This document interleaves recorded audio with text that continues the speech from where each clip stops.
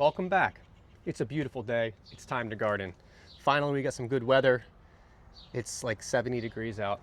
We've been needing this for a long time. All the snow is finally melted. It's still early March, so we're hoping it doesn't come back. But today we're starting two of my favorite things to grow, peppers and cabbages.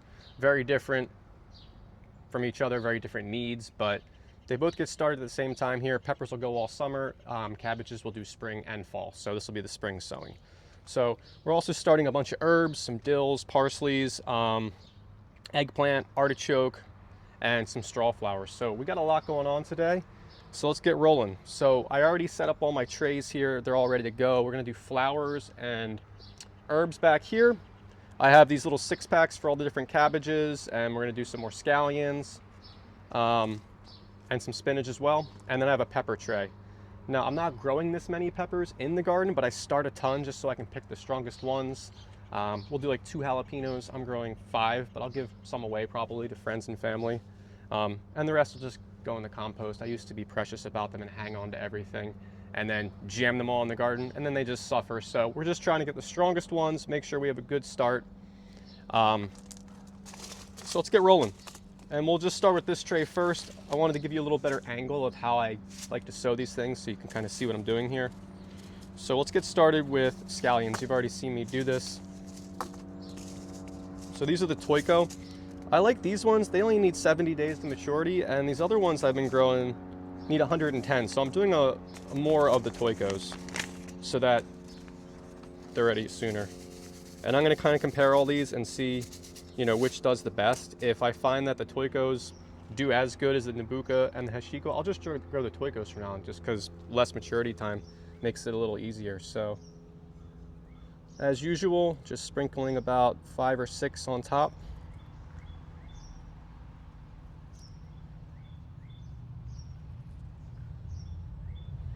We'll firm those down afterwards.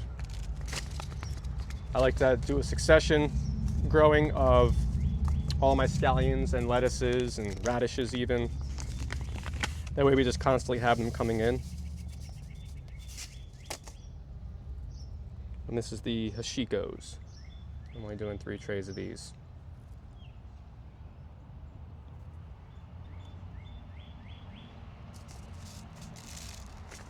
Oh, it feels so good to be outside finally. I was working in the yard yesterday doing some mulching around all these hedges that the dogs have so thoughtfully shredded up all winter.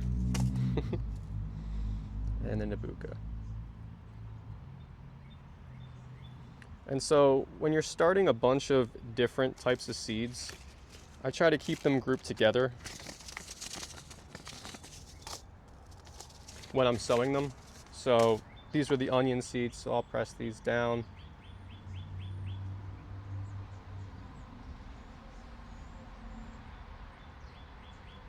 And just a little soil on top. Said you don't have to go too deep with these. That was like the biggest mistake I made when I first started gardening, is sowing everything way too deep. So okay, they're all good. And so I like to do them, I'll bring these all in together like this. That way I'm not, you know, having some scallion seeds on my hands when I try to do the spinach, and then I have like cross contamination kind of going on there. All right, spinach next. So I'm doing 3 different varieties, Bloomsdale, Noble, and American spinach. The American spinach is supposed to grow like the stuff you see in the grocery store with the baby leaves. Not been my experience so far. It's usually just tiny and not very productive. But I'm gonna try it one more time. And then the Noble seems to do the best in our gardens, so I'm gonna do that in Bloomsdale. They're both pretty classic varieties. And again, whichever variety does better, that's what I'll be growing going forward. And maybe I'll mix it up here and there, but don't need to grow 6 different varieties of spinach. It all kind of tastes the same, to be honest with you. So this is the Bloomsdale. Now these seeds are a lot larger, so you can press them down in the soil a little harder. And I'm only doing 3 per cell because we're going to thin this out. We just want 1 plant here. For the scallions, we do a multi-sow, so we'll keep them all. So try to do like 2, maybe 3 for each cell.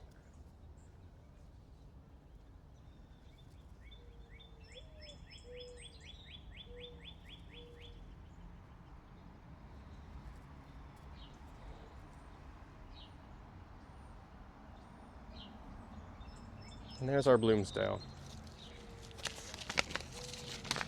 And this soil's all dry still, so I don't wet it before I sow, just because I find it makes it a little easier to sow everything and not get your hands all tacky and then it's sticking to the seeds, and this just makes it a little cleaner. We're gonna bottom water everything afterwards, so the soil will be totally saturated. So this just makes it a little easier when you're doing this process, because this is very persnickety. Just a lot of patience. And that's, I guess, the biggest thing I've learned with the garden is you want everything now, but that's not how growing stuff works. I would say vegetables are probably the most now plant you can get, because they're mostly annuals. So you start them in the spring and you will see them this year. Whereas, you know, a lot of the hedges, you know, that we are growing, like this plant, like, was tiny, but it's been 3 years, so he's now taller than me, but it took a long time. So being patient. But what's cool about the vegetables is there's so many kinds, and they all come into season at different times and at different paces, so you're always kind of have something going on, which keeps it interesting. So, and it's really the same for flowers too. They all bloom at different times. You start them at different times. Like today we'll be doing the strawflowers, and they look best by like the end of the summer, I find. Whereas other annuals, you'll see them coming up right in the spring.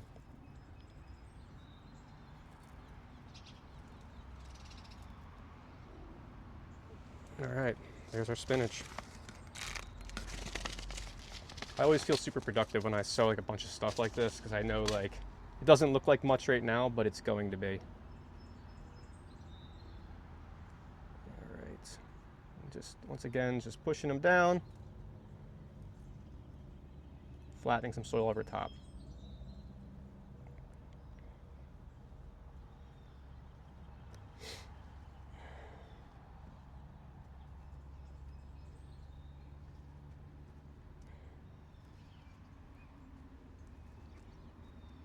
So we're supposed to have like 70-degree temperatures here in southeastern Pennsylvania, zone 7A, for the next couple of days, and then it's going to get cold again. So this is I don't know if there's a false spring or just we're all just in a slight hallucination because it's so nice out, but trying to take advantage of it while I can out here early in the morning.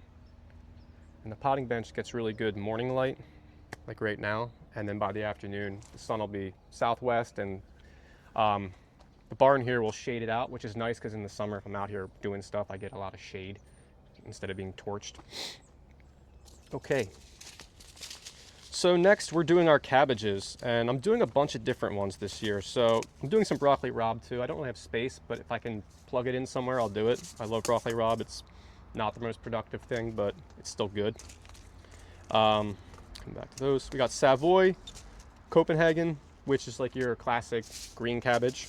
We got a red acre cabbage, which is a red cabbage. And then we got an early Jersey Wakefield. It's more like bullet shaped, but kind of like a Copenhagen. And then we're trying a different Napa cabbage this year. We got the 1 kilo slow bolt. Every year I do Napa, every year it bolts, whether it's in the spring or the fall, not sure. We'll try this one. This one's supposed to be a slow bolt, so.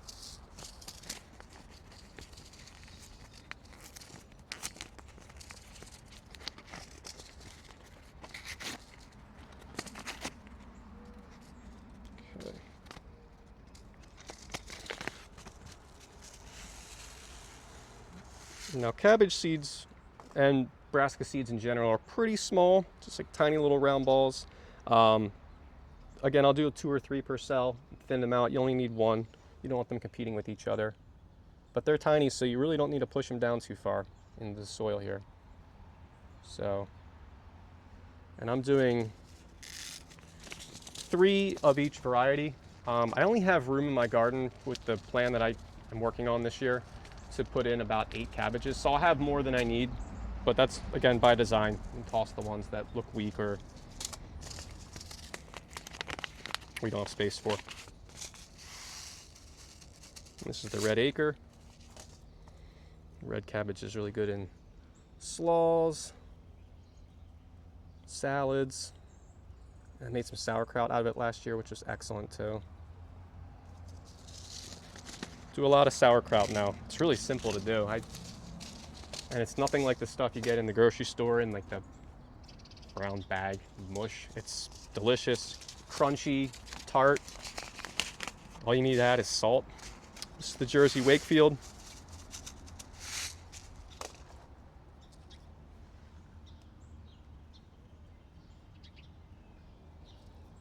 So one of the things I'm going to be doing this year a little differently with all the stuff that we have coming in is try and ferment a lot of different things. I just started fermenting for the first time last year, and it's really cool.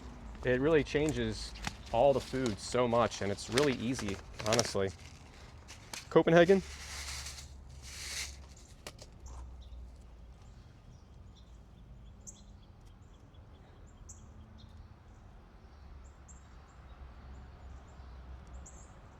If you've never grown your own cabbage, you should give it a shot. It's really easy. The only thing you have to do around here for sure is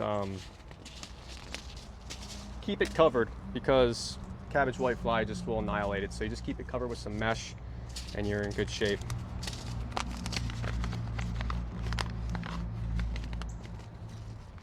Okay. Where's our broccoli rob? Okay. And this is the Savoy.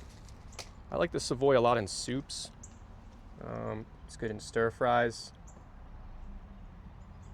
A little more leafy, almost more like a kale.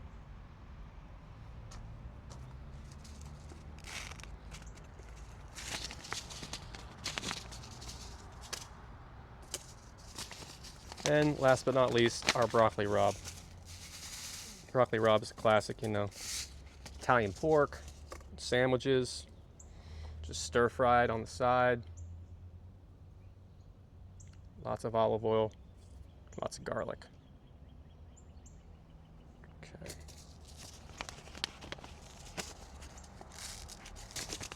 Cool. That's all our brassicas. So we'll get those all firmed in.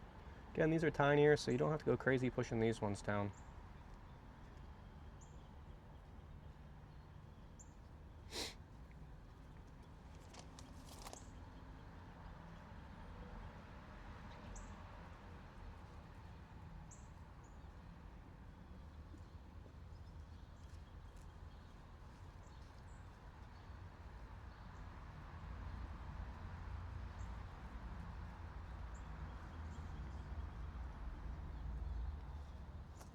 And there we go. All right, last little tray left. We have eggplants and artichokes. Just growing one eggplant. I'm gonna do 3 cells for it just to make sure that it germinates. But one eggplant's usually enough for us. Eggplant parm and all that good stuff, but I can only eat so much eggplant. And again, 2 or 3 seeds per cell for the eggplant.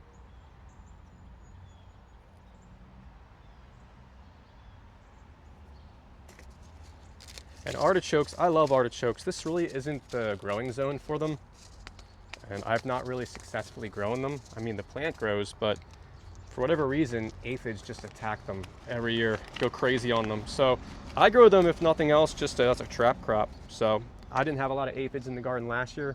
There was a few on the tomatoes, just squirted them off with a hose, but they just decimated the artichokes. So, and that's all right. That's, you know, just they look cool.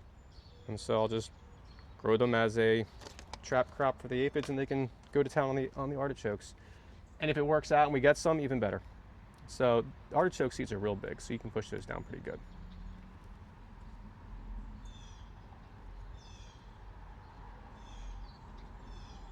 Eggplant seeds are about the size of a pepper seed. You know, I'd say they're a medium seed size. All right, that tray's done. Most of this is going to go in the shop where it's a little cooler, like the brassicas and the scallions and whatnot, spinaches. The artichoke and eggplant, I'll put on a heat mat inside until it gets warm enough that I can bring everything out to the shop. So that's that. All right, next up, lots of flowers, lots of herbs. So growing all kinds of strawflowers. They look really cool. They dry out on the stem, and then you can bring them inside all winter and have something cool to look at. So let's get started.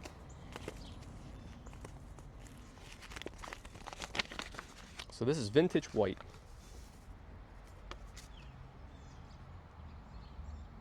And these are surface sowed. So just drop them on top and kind of press them firm with the soil. You'll be doing a lot of thinning.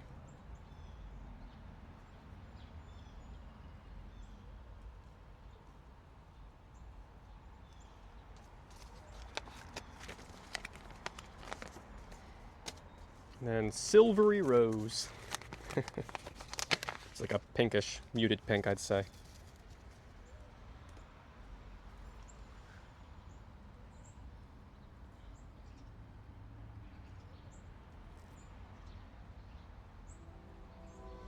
Like I said, I'm just sowing these pretty densely. We'll be doing a lot of thinning. I used to be like annoyed doing all the thinning because it is just kind of takes a lot of time, but kind of reframe it and look at all the stuff that germinated. So, you know, you're doing good. And this is copper red, as the name signifies.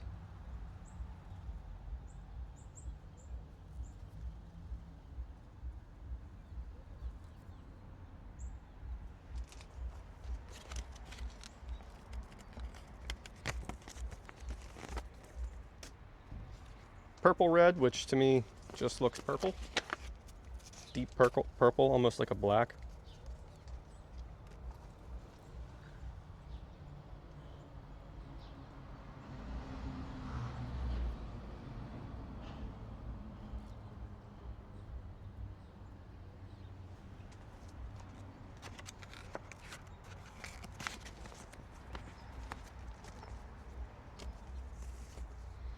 And then a mix.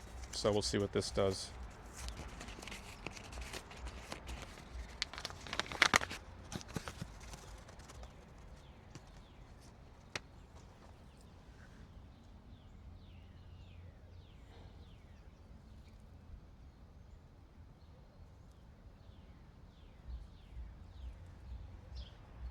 All right, and then we'll just firm it all down.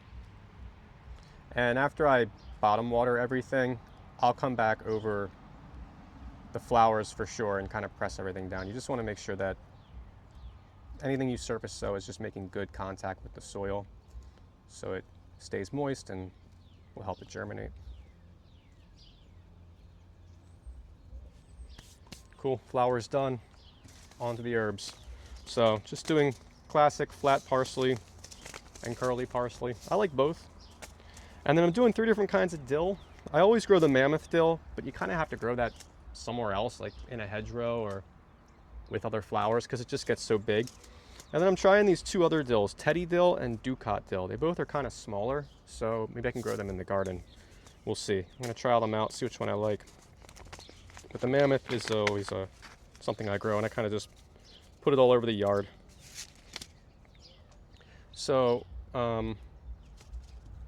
these seeds are kind of large, but they're almost like flower seeds, very light. And we're gonna try and do like 3 or so to a cell.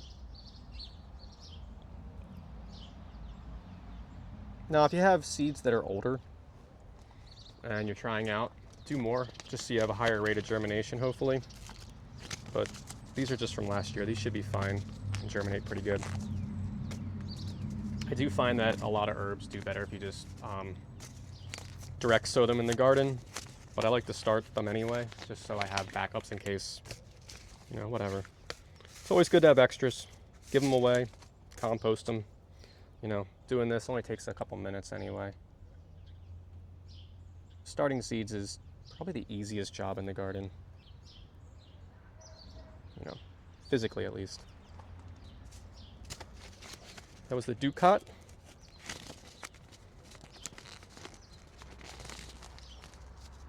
And then the teddy dill. This is the most interesting one to me. So the plant is only supposed to get 12 or 18 inches tall for a dill, so that's going to be interesting looking.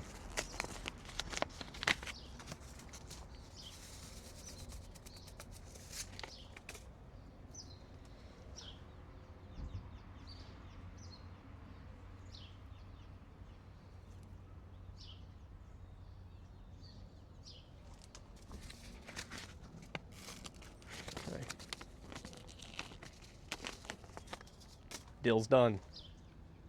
Press everything down, firm it over. You know the deal now.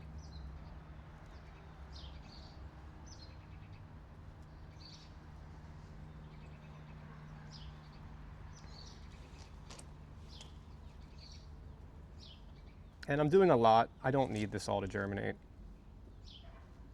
I only need so much dill. It's a pretty strong herb, but if I get some good cucumbers this year, you gotta have dill for pickles.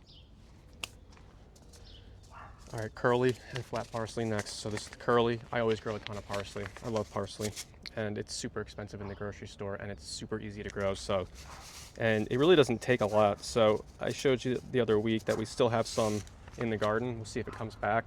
But I always grow it like an annual anyway. And you can go pretty heavy on sowing this because I don't really thin parsley. It's like, I grow it almost like cut and come again lettuce, where it just kind of grows its own little stalks, and you don't need the plants to be like singles like you would for like a spinach. So I won't thin the parsley. I kind of just throw it in the ground and let it do its thing. And this is the flat parsley.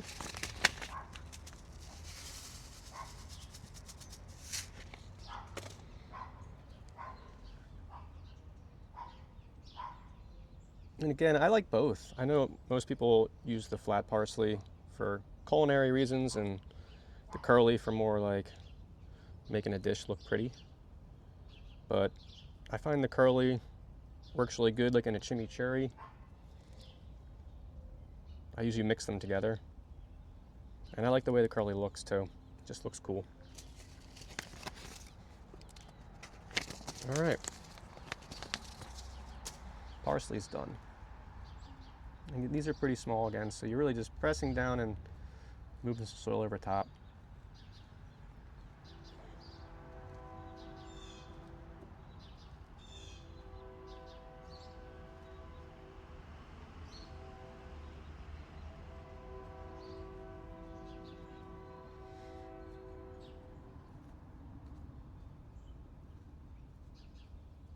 I probably should like try thinning these and see if it makes a difference one year, but like the way parsley grows, it just like grows like in a huge clump.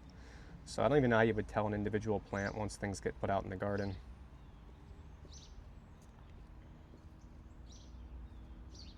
Awesome.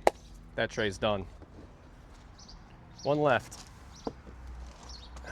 And now this is my favorite thing to grow, peppers. There's so many varieties, so many ways you can use peppers. I'm growing less varieties than normal this year because I always overdo it, and I'm trying not to do that this year. But we're still growing a lot of peppers though.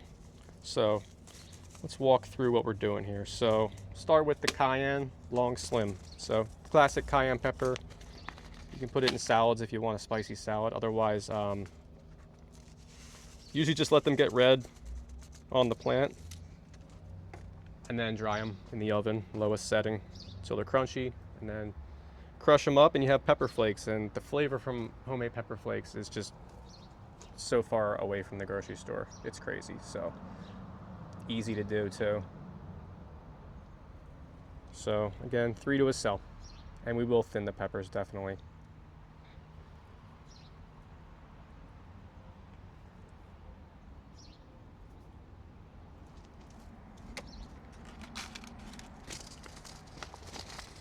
And then serranos. These are kind of like, they can be hit or miss. Sometimes they're super productive.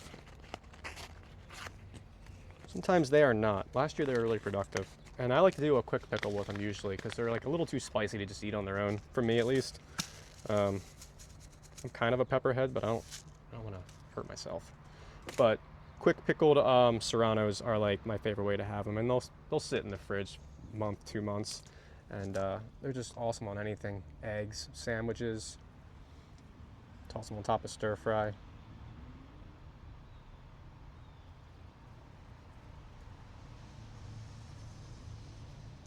All right.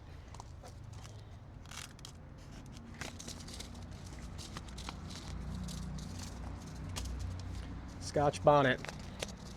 I love hot sauce, and made a really good couple of really good hot sauces last year, and so I always make one out of habaneros. Always make one out of Scotch bonnet seeds, separate packet. And then I usually just make a classic like buffalo sauce, and I'll just use any red peppers from the garden and blitz them all together. And we'll get into that this year as this stuff starts growing. This packet is fighting me. Okay, Scotchies. These, unless you're a crazy person, you don't eat these on their own.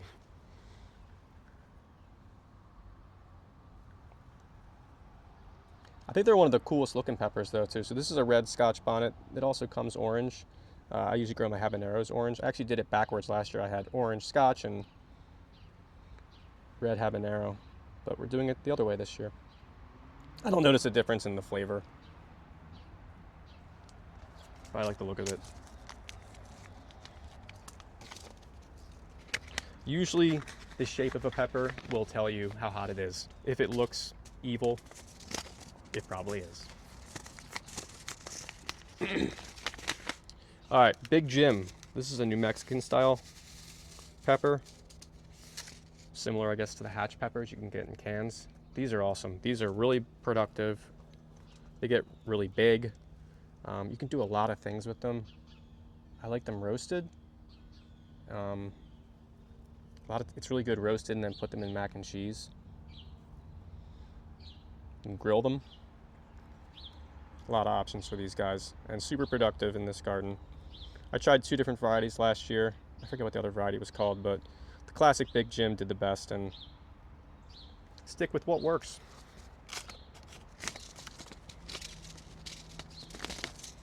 Jalapeno, my favorite pepper.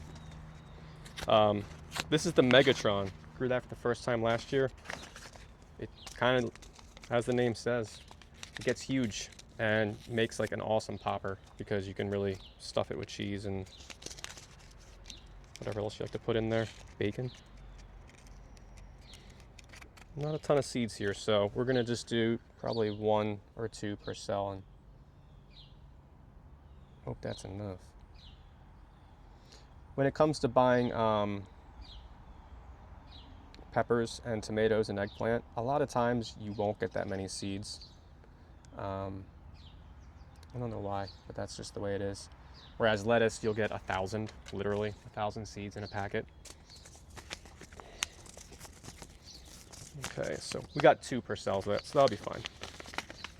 And this is the Corno de Toro. It's also grown as a hybrid called the Carmen. It's a Italian pepper. It's long and pointy, but I would say it's similar in flavor to like a bell pepper. Sweet, no heat to it. Super productive, super tasty. And bell peppers, I find, like, you know, you grow a big plant, you get like 3 or 4 peppers. It just doesn't seem like it's really worth it, whereas you get a ton of these. We have so many that there's still some in the freezer from last year, so. And you can just use them as you would a bell pepper.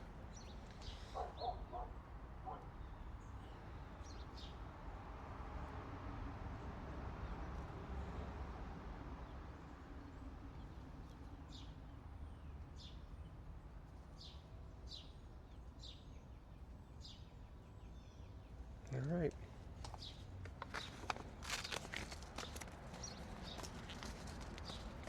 And then we got the Cubanelle. I think this is the only new variety I'm growing this year.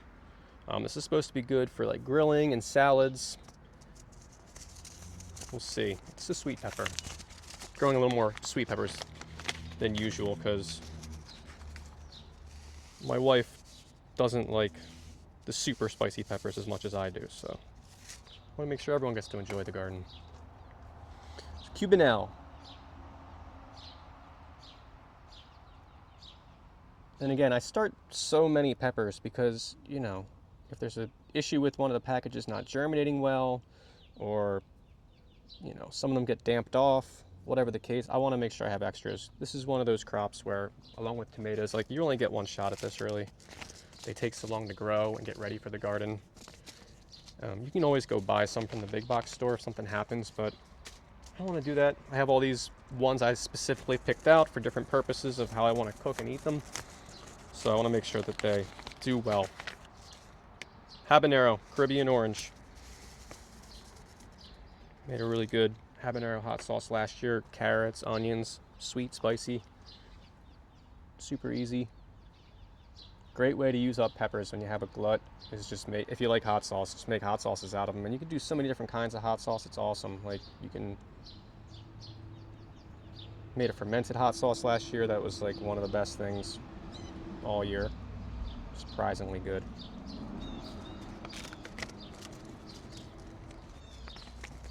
A couple more. Oh, Fresno. Never grew this before either, but buy it in the grocery store all the time. Love them. Kind of similar to a jalapeno, maybe a little more mild, but really good in salsas and pretty much any way you would eat a jalapeno.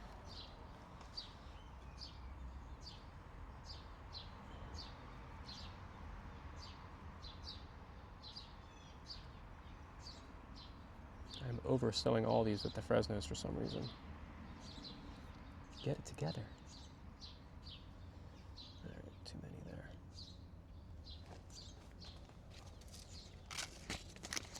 Last but not least, your classic cherry pepper, which honestly, I don't know why I keep growing this because it never does well in this garden.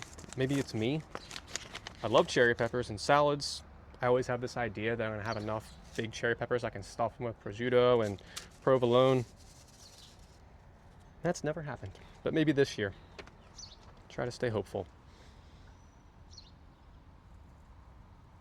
I also, like, a lot of peppers have a ton of different varieties. Like, you can go online and there's dozens of types of jalapenos and habaneros and stuff.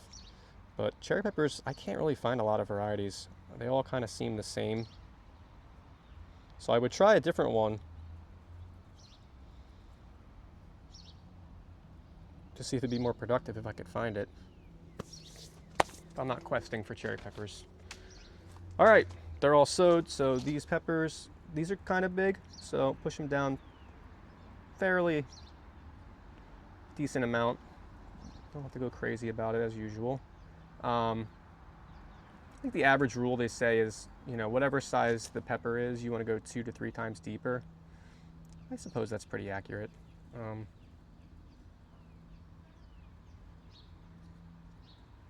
Kind of hard to measure something that tiny though.